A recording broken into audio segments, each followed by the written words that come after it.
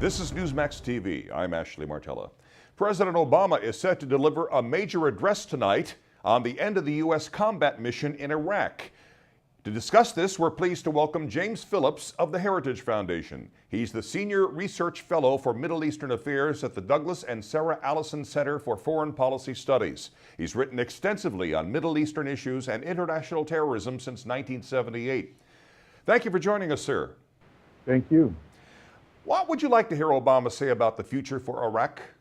Well, I'd like to see the president say that he's committed not only to ending the war in Iraq, but winning the war in Iraq. And there's a big difference.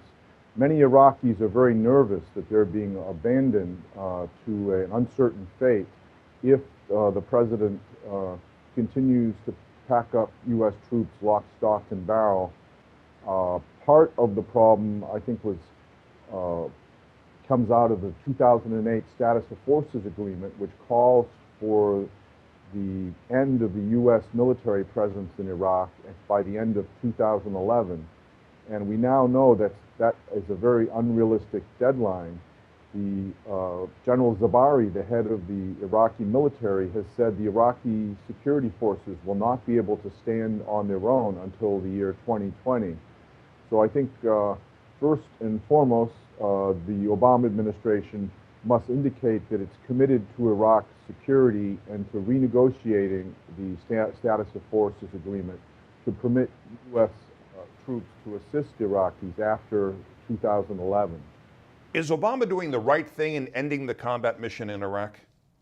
I think that concept is more of a semantic concept.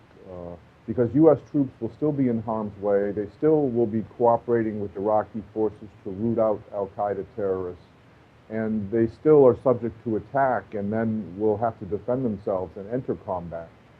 I think that was kind of a flourish the Obama administration added on that was not in the original Status of Forces Agreement. Is it a good idea to have independent contractors move in to take the place of our troops? I think to some extent there will be a requirement to increase contractors as the U.S. troop level goes down. But I think the administration needs to rethink its plans to transfer many of the military tasks to the State Department, and especially things such as training Iraqi police and mine removal for State Department convoys.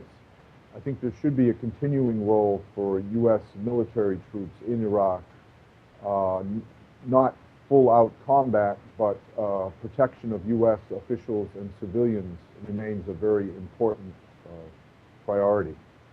So, Jim, right now, as it stands, you do not think Iraqi forces are capable of stabilizing Iraq and weeding out insurgents?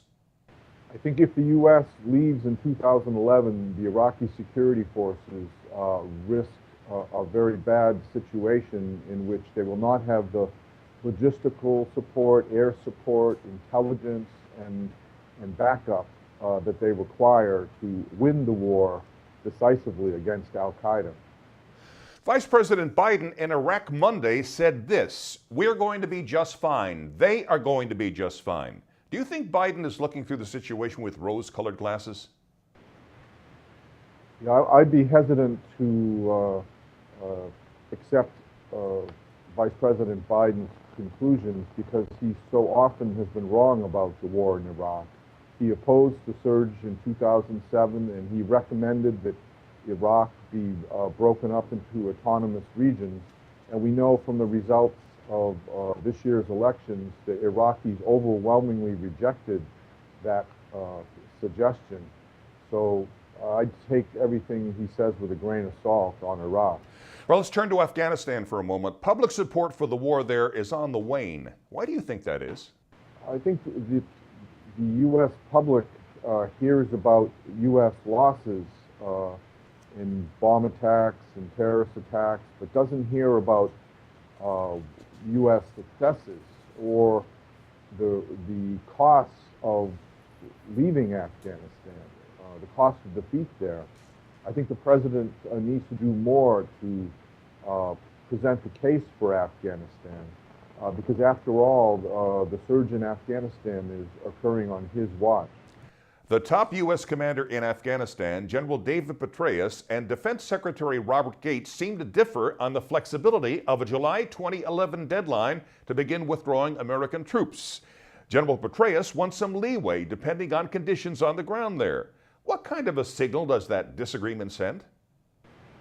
I think it shows that the administration still hasn't reached a stable consensus about its own strategy in Iraq, and that the commander in the field, General Petraeus, who did a magnificent job in Iraq and is one of the most capable U.S. military officers in recent years, that his judgment should be followed in Afghanistan, not arbitrary political deadlines set by Washington.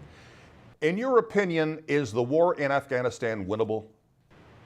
I think it is winnable, and I think the Afghans will win it. It's a question of which Afghans.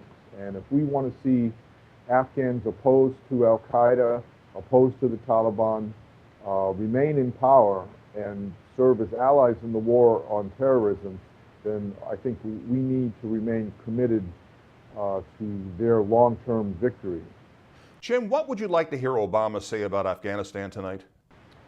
I'd like to hear him say that Afghanistan remains a high priority and that the situation is resolvable, that remind Americans that the new counterinsurgency strategy has only been in place for a little more than a year, and we need to have strategic patience to win a victory in Afghanistan, and not just some cosmetic solution and a negotiated solution with the Taliban that will allow them to take over later.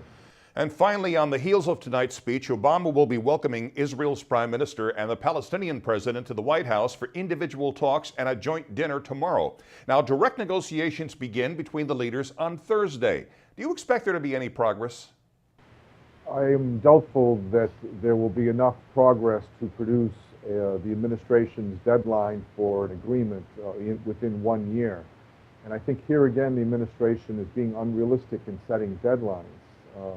That may work for community organizing, but foreign policy and national security is a very delicate thing that should be monitored very closely by officials close to the situation, not officials in the distant capital. James Phillips of the Heritage Foundation, thank you so much, sir, for sharing your insight and analysis with us. We appreciate it. Thank you. And thank you for watching Newsmax TV.